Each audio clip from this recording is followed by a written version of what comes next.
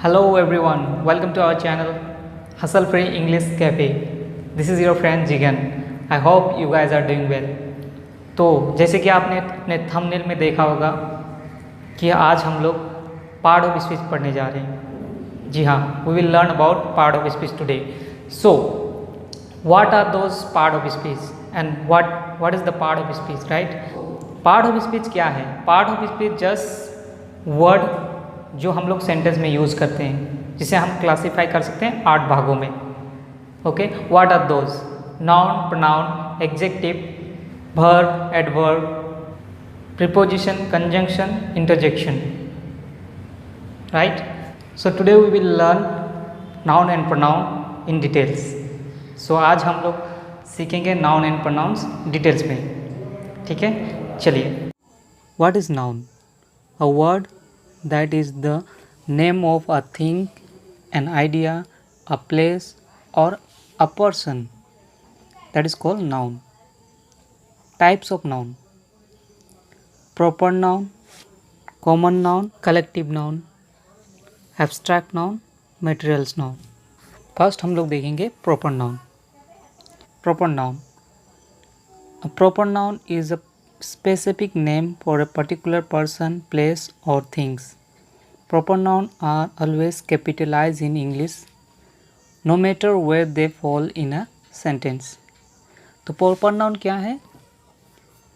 किसी भी specific name, particular person, place, things, उसे हम proper noun कहते हैं.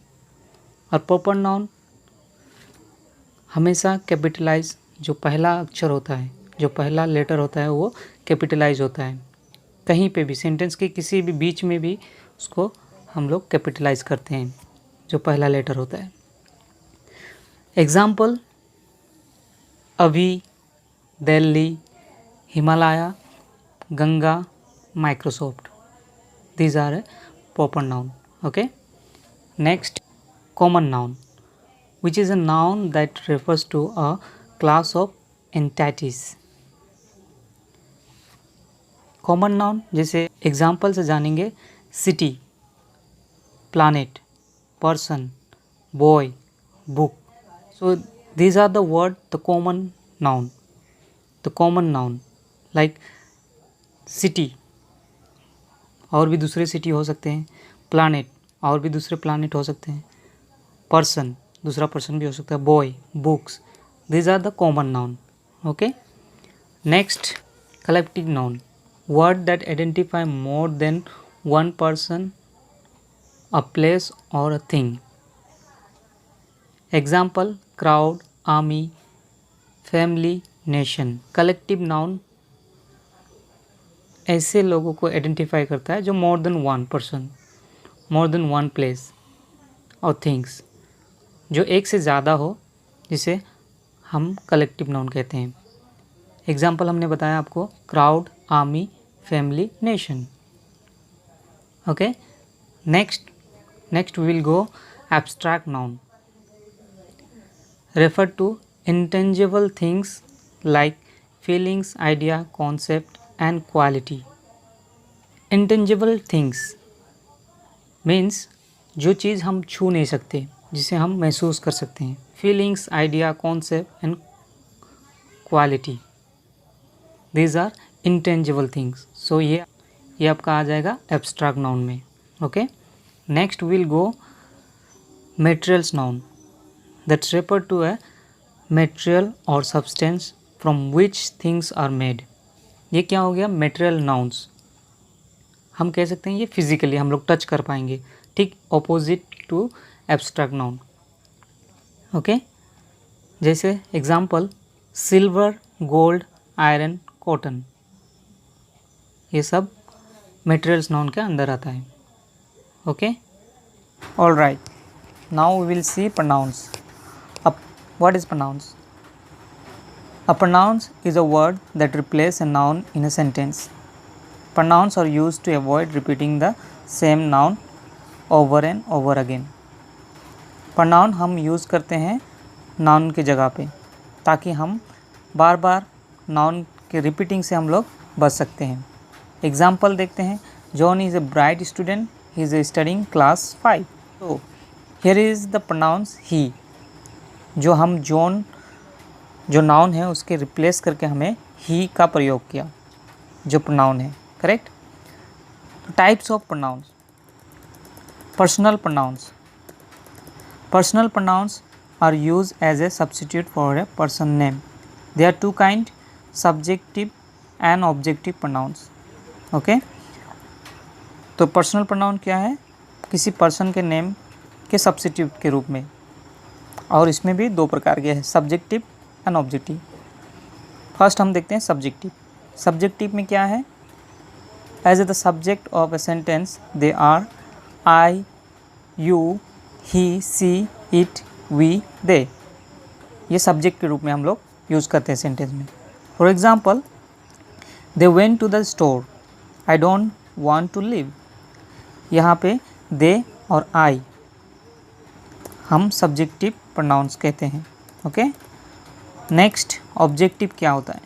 ऑब्जेक्टिव प्रोनाउंस पर्सनल प्रोनाउंस में, तो यहाँ पे हम देख सकते हैं me, her, him, it, us, them, ये ऑब्जेक्टिव प्रोनाउंस है। For example, go talk to her, don't look at them. यहाँ पे हर और them it's a objective pronouns. Okay, now what next? Possessive pronouns. Possessive pronouns show ownership और position of a noun. तो possessive means अधिकार। The pronouns are my, our, your, his, her, its, their, etcetera. Example से समझेंगे। For example, is that my pen?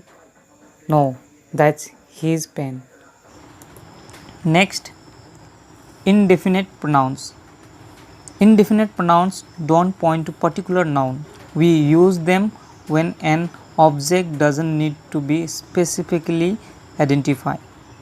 Indefinite pronoun में हम लोग किसी भी विशेष रूप से किसी नाउन को particularly point out नहीं करते। Okay, like few, everyone, all, some, anything, nobody. For example, everyone is here already.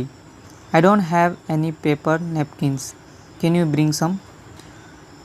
तो ये दोनों सेंटेंस में आप देख सकते हैं everyone is a pronoun, some is a pronoun. Okay. Next,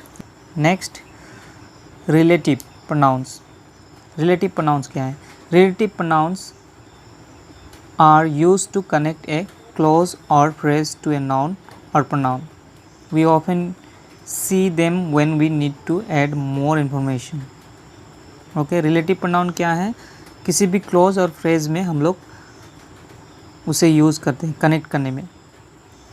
किसी भी सेंटेंस, क्लोज, फ्रेजेस में हम लोग उसे यूज़ करते हैं उसे कनेक्ट करने में।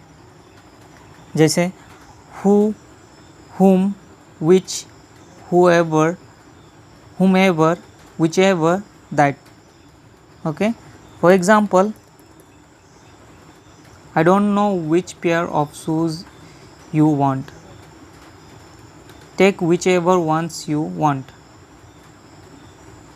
Okay, ये दोनों एग्जाम्पल में हम देख सकते हैं which और whichever, ये क्या कर रहा है? सेंटेंस को जोड़ रहा है, कनेक्ट कर रहा है। ठीक है। Next we will see intensive.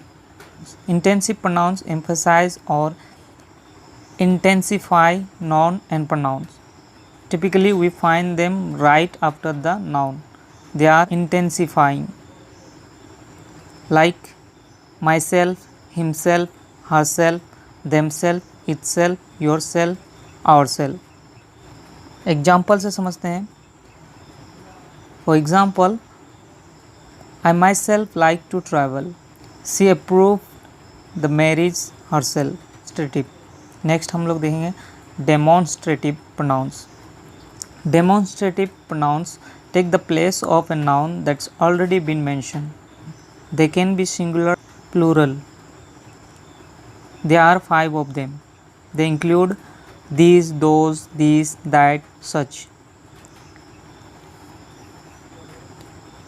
Example, these are ugly, those are lovely. तो इस दोनों सेंटेंस में हम देख सकते हैं कि these और those यहाँ पे नाम प्रोनाउंस के रूप में यूज किया जा रहा है. ठीक है. Next we will see interrogative pronouns. Interrogative pronouns do just what they say.